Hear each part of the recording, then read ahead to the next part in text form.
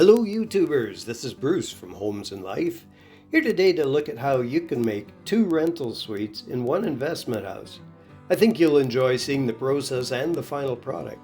And if you found this video interesting, please click the subscribe and thumbs up buttons down below. Also, my thanks to Dennis and Brenda Boness of Century 21 Maximum in Red Deer, Alberta for making this video possible. So this house was bought as an investment house. Separate the upstairs and downstairs, the stairway was closed off, but the upstairs tenant still will have access to the attached double garage. Upstairs, not a lot of work needed to be done, but this closet needed some modifications, and you'll see why as we just come around the corner here, because the linen closet was expanded in order to make room for the upstairs tenant to have their own washer and dryer. Always a plus to have your own washer and dryer. Good size 4-piece bathroom. And then when you go into the master bedroom, there's the double door storage, the closets. And then there's the ensuite, which is also a 4-piece bathroom. So that is a bonus for anyone who's renting or buying a house like this, really. Middle bedroom, pretty much a standard bedroom. The end bedroom, well, they left the colors a little bright because you never know. Some of the little people that go into these rooms, they might just like the bright colors. And again, other than a coat of paint and some freshening up, not a lot was required upstairs. Moving into the kitchen, it's a good kitchen. We always look at counter space, and this kitchen has lots of counter space. And it's open to the dining area, which has its own bright windows outside, lets in lots of light. The upstairs suite here has access to a back deck. So when we go out on that deck, you'll see that what's happened in the backyard is it's been partitioned. The left side over here is for the upstairs tenant's use, and the right side down here is for the downstairs tenant use. That's the double parking and the access for the downstairs. So again, back through the kitchen, pretty much ready to go. But we've closed off the access to the basement, so to get to the basement we go through the front door and around the outside downstairs. Now this was an undeveloped basement, so it needed to be framed in, it needed to be planned out. Of course it needed to be wired and it needed to be plumbed. There was a fair bit of work went into getting it to this stage. Now this will be the bathroom area. I've stopped the video here because underneath the concrete you can't see it, but there has been some backflow valves installed there to make sure there's no problems down the road. You should always check with your city and your home insurance company to see what their requirements are in that respect. Framing's coming along good. The rough-in electrical and plumbing. Bathtub still needs to be a bit sorted. And here we are with the outside double parking and the backyard for the basement suite. This will be raked and seeded. And you can see the partition will continue underneath the deck, so the basement, although they don't get the upper deck, they do get a nice covered area for sitting. This yard will be used by the upstairs tenant. And what has been added here that wasn't previously was a set of stairs, so the upstairs tenant can access the backyard. Now back to the basement. Looks like we're ready for insulating in the ceiling. Framing's done, the rough-in plumbing, rough-in wires done. Bathtub set in place. And you can see the heating ducts from above are all boxed in, and that all needs to have insulation put in there.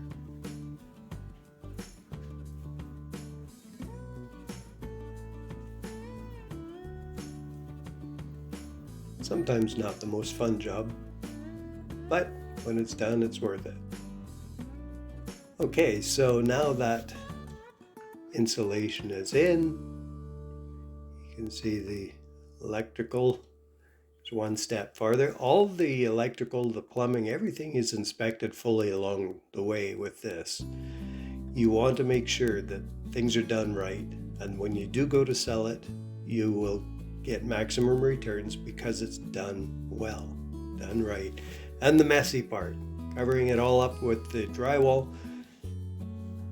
The board work is kind of gratifying because now you can see actual rooms, but it's also very messy. Goes fairly quick, but the next step along there is the mudding and taping. This is where hiring somebody who knows what they're doing is well worth it.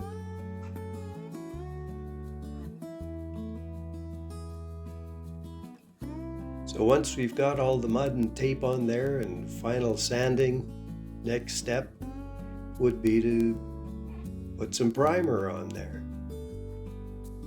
So primer's been applied. Doors are going on, as is the trim. All around the baseboard, trim goes on top of that stub wall. There'll be some trim.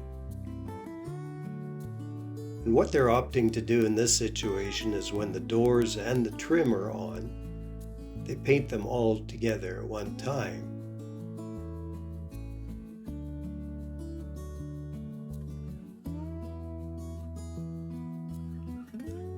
Here we go where the trim and the doors are all painted.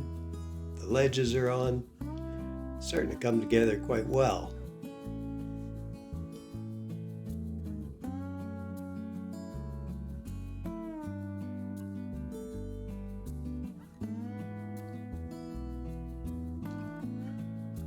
Bathtub's in place. The tile work has been done.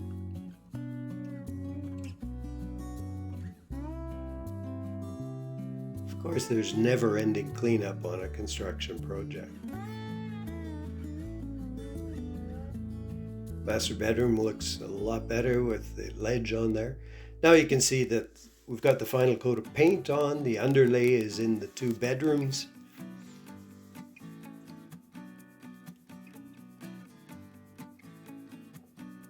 Next thing to go on will be the vinyl flooring and the cabinets. So there's the cabinets, boxes are in place. There's the vinyl flooring. Very durable, great for a rental property. Carpets in place.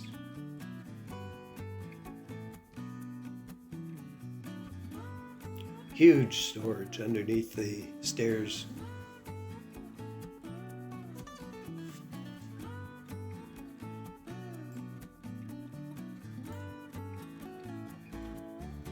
There's always little bits more. Okay, here's our final shot. Everything's installed, it's cleaned up. This place is ready to go. It's ready for some new renters to live in here and just enjoy.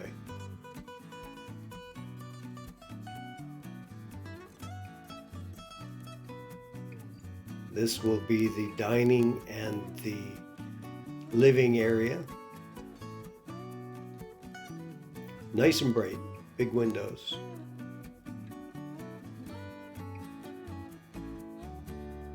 And then the front bedroom is also a good size area. And of course it has that huge storage space underneath the stairs. This suite would be great for a couple or someone with one or two kids.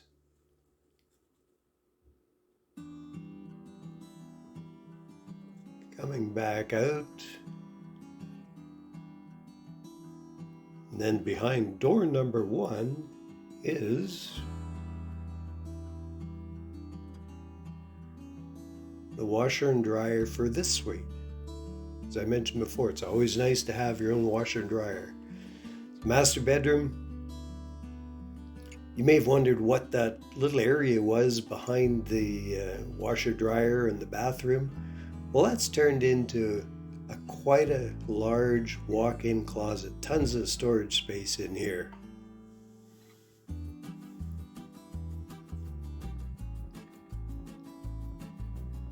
Back out into the hallway to the bathroom. nice and bright. Tile work really adds to it.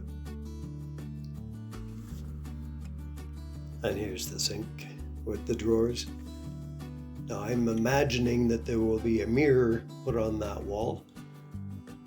And then the utility room. This is kind of a blue zone, a guy's area where we like to look at the mechanical part, but furnace, hot water tank, on-demand hot water heater, and in-floor heat. So walking back towards the kitchen area, you'll notice that behind door number 2 is a pantry. So 4 shelves, lots of storage space there. There's pot drawers, there's cutlery drawers, counter space to work on.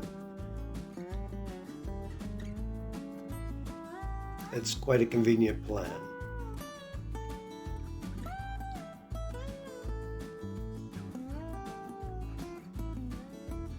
Well, there you have the development of a basement suite. This one is ready to go. So I'd like to say thank you for watching. And until next time, remember, life is an adventure. And I'll talk to you again soon.